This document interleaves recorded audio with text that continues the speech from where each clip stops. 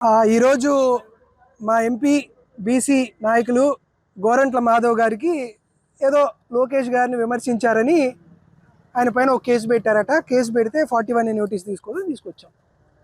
ఈరోజు మేము అడుగుతుంది ఏంటంటే, ఆయన బడుగు బలహీన వర్గాల జాతులకు చెందినటువంటి ఆ వ్యక్తి, వెనుకబడినటువంటి రాయలసీమ ప్రాంతానికి నుంచి చెందిన వ్యక్తి, కష్టపడి చదువుకొని ఈరోజు మాజీ ప్రభుత్వ ఉద్యోగ మాజీ పోలీస్ అధికారిగా ఎన్నో రకాలైనటువంటి రాష్ట్రానికి సేవ చేసిన వ్యక్తి, మాజీ ఎంపీ గారు కూడా.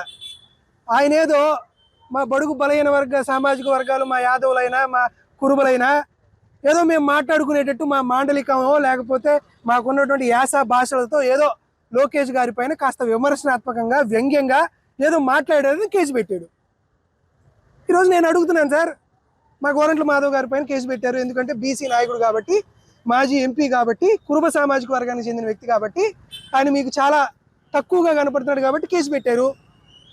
నేను అడుగుతున్నా, రాష్ట్ర ముఖ్యమంత్రిని బోషడికే అని సంబోధించినటువంటి పట్టాభిపై నేను చర్యలు తీసుకుంది. ఆ రోజు మీరు అప్పట్లో పట్టాభి మీద కేసు పెట్టాలని అంటే మీరు ఏం చెప్పారు? ప్రజాస్వామ్యకు విఘాతం కలుగుతుంది. మరి ఈరోజు బీసీ నాయకుడు, మాజీ ఎంపీ ఈయన పైన కేసు పెడితే ప్రజాస్వామ్యం ప్రతివిల్లిందా? ఈరోజు మిమ్మల్ని అందరినీ అడుగుతున్నాను, వాడెవడో పేరు కిరాకార్పి అని ఒక జీతగాడు ఒకడెవడో ఉన్నాడు. వాడి మీద ఏదైనా కేసు పెట్టి వాడికి కనీసం 41 నోటీస్ ఎప్పుడన్నా ఇచ్చారా? మరొకడు సీమరాజా అని ఇంకొకడు ఎవడో ఉన్నాడు, వాడి ఐడెంటిటీ కూడా తెలియదు, వాడు యాడ్ ఉంటాడో ఏందో కూడా తెలియదు.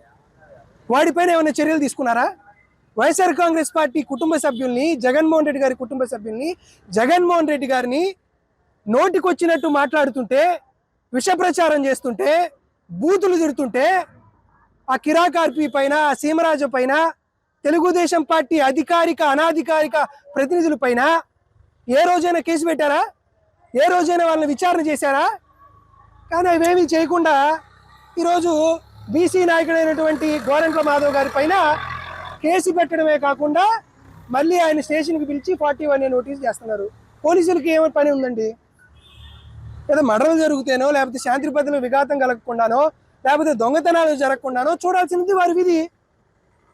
వారి పని వారిని చేయనీయకుండా మీ పొలిటికల్ మైలేజ్ కోసం వారిని ప్రైవేటు సైన్యంగా వాడుకుంటూ బలహీన వర్గాల జాతుల పైన దాడి చేస్తున్నారు.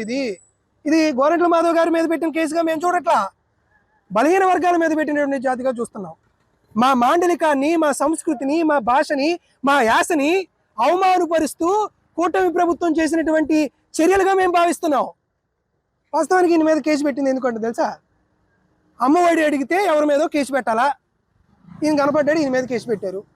అరే మీరు ఇచ్చిన ఆడబిడ్డ నిధి నెలకు 1500 ఎవరికైనా ఇచ్చారా అంటే వలభనేని వంశీ గారి మీద కేసు పెట్టాలా? అరే మీరు ఫీజు రియంబర్స్మెంట్ ఇచ్చారా అని అడిగితే లేదు తలసిల రఘురాం గారి పైన కేసు పెట్టాలా? అరే మీరు విద్యా దీవెన, వసతి దీవెన ఇచ్చారా అంటే లేదు పానుగంటి చైతన్య మీద కేసు పెట్టాలా? ఇలా వైఎస్ఆర్ కాంగ్రెస్ పార్టీ నాయకులు ప్రజలకు తమ ఇచ్చినటువంటి హామీలను అమలు చేయమని మేము అడుగుతుంటే మా మీద కేసులు పెడుతున్నారు. నేను ఈరోజు కూడా ఏం చెప్తున్నాను అంటే, మా మీద కేసులే పెట్టండి, మా మీద కేసులు పెట్టి వారికి సూపర్ 6 పథకాలు ఇవ్వండి అని అడుగుతున్నాం.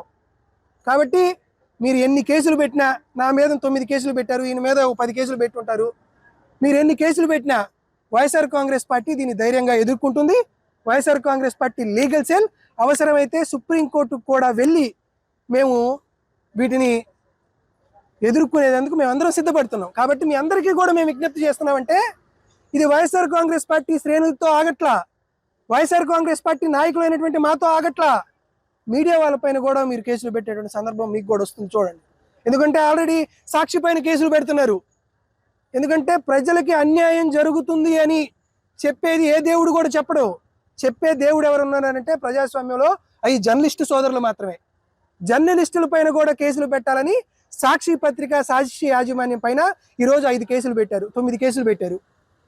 అదేవిధంగా ఉద్యమిస్తున్నటువంటి ఎంతోమంది జర్నలిస్టుల పైన వాటి మీద కూడా కేసులు పెట్టేటువంటి ప్రభుత్వం ఇది జరుగుతుంది. కాబట్టి ఈ ప్రభుత్వానికి వ్యతిరేకంగా రాసేటువంటి ప్రతి కళాన్ని తుంచేయాలని, ప్రతి గళాన్ని మూసివేయాలనేటువంటి కుట్ర ఈ కూటమి ప్రభుత్వంలో జరుగుతుంది. కాబట్టి ప్రజాస్వామ్యవాదులు, జర్నలిస్టు సంఘాలు, మిగతా ప్రజా ఉద్యమాలు చేసేటువంటి అందరూ కూడా వైఎస్ఆర్ కాంగ్రెస్ పార్టీతో పాటు కూటమి చేస్తున్నటువంటి ఈ ప్రభుత్వ వ్యతిరేక విధానాల్ని స్వస్తి చెప్పేటువంటి కార్యక్రమంలో, ఆ విప్లవాత్మకమైనటువంటి ఈ ఉద్యమంలో పాలు పంచుకోవాలని మీకు కూడా మేము